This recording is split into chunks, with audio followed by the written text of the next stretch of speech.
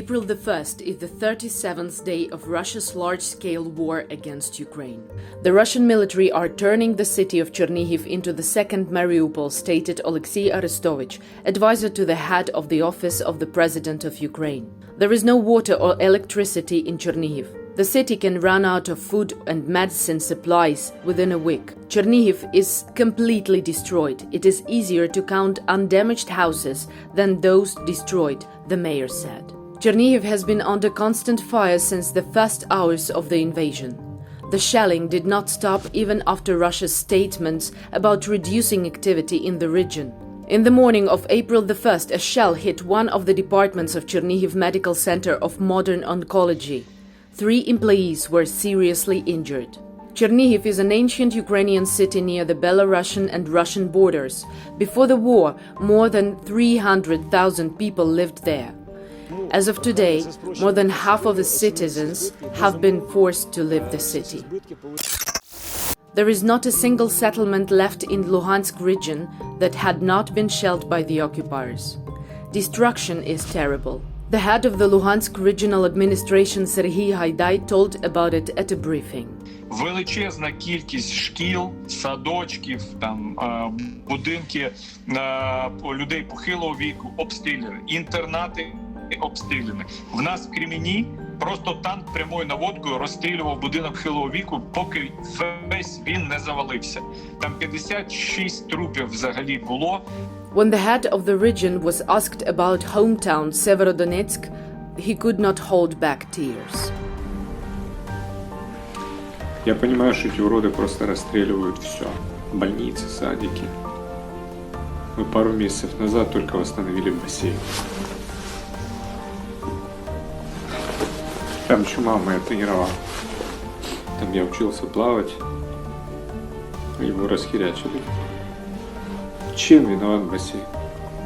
In general, the situation in Luhansk region remains extremely difficult.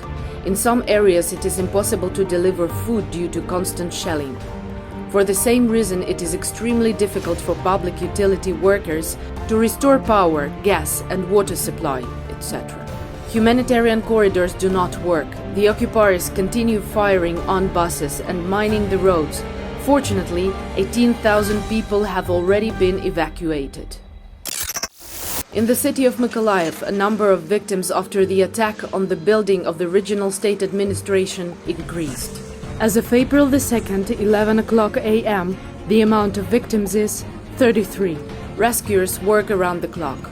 They continue to remove the debris and eliminate the effects of enemy missiles hit. On March the 29th, the Russian military attacked the building of the Mykolaiv Regional State Administration. Vitaly Kim, the head of the regional state administration, reported about it. Half of the building was completely destroyed. Shot and burned cars, destroyed shops, gas stations and houses, many civilian Ukrainians killed. These are the images from the Zhytomyr highway, a major road through which the enemy attacked Kyiv. The day before, the occupiers withdrew from this area. This video was shown by a special correspondent of the TV news service on the leading Ukrainian channel 1+1. Вони, мабуть, зрозуміли, що кольцо закривається. Я думаю, вони зрозуміли, що діло пахне керосином і краще живим з позором, чим мертвим не в себе вдома. In the evening of April the 1st, it was announced that Russia had withdrawn 20% of its units from the Ukrainian capital. However, a significant part of enemy units remain near Kyiv. Therefore, the Ukrainian authorities urged citizens to stay vigilant. Crushed cars and bodies of dead civilians. This is what the Ukrainian military saw after the liberation of the village of Mala Rohань in Kharkiv region. The Kyiv-Kharkiv-Dovzhansky route was taken over by the Russians on February the 27th. Civilians tried to escape the war, but many of them died. In the village alone, the occupiers shot more than 20 civilian cars. Their bodies could be taken away only now, more than a month after their death. A video has appeared on the internet showing the residents of the villages that were liberated from the occupiers the day before meeting Ukrainian defenders. People offer food and greet the military. Бабулечка, це маленько, вибачте.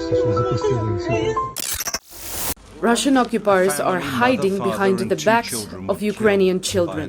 The enemy uses kids as a Від human самого shield when початку moving his повномасштабної російської equipment. війни This was Саборсяк announced by the Commissioner of Human Rights of the Verkhovna Rada of Ukraine, Lyudmila Denisova. In the village of Novy Bykiv, Chernihiv region, Russian soldiers took local children hostage and put them in trucks.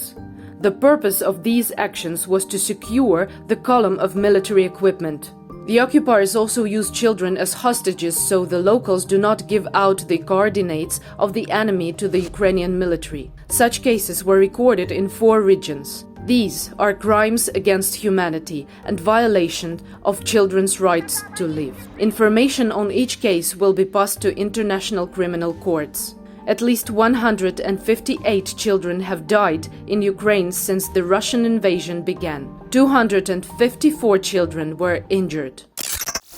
Since the start of the full-scale war, the occupiers have forcibly deported more than 400,000 Ukrainians to Russia. Вони не за власним бажанням поїхали, їх просто примусово звозять спочатку в фільтраційний лагерь в Донецькій області, а потім приганяють ці автобуси і автобусами вивозять. А потім уже знову по території Російської Федерації потягами везуть в області депресивні регіони Російської Федерації, в тому числі на Сахалін. 400,000 people. It's like the population of the Italian city of Florence or the capital of New Zealand, Wellington. 400,000 people, more than the population in Canberra, the capital of Australia. In fact, a whole big city was stolen from Ukraine.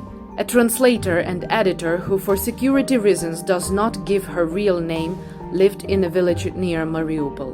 She says that she was forcibly taken from her home. For the most part, everyone treated us either as criminals or as escorted people. We had no right to even know the destination point. They were photographed, fingerprinted, interrogated. Information was downloaded from their phones. Later on, the people were provided with some aid for propaganda photos. The correspondent reports that Russia is helping refugees. They even provide medical assistance and give drips on the train. And in the video, an elderly woman is given a drip. The Russian Federation completely bombed her house. She doesn't know where she is going, but what they are showing is this drip. The Verkhovna Rada Commissioner for Human Rights, Lyudmila Denisova, has already asked her colleague in Russia to at least provide a list of our citizens who have been deported. All this happening in the 21st century.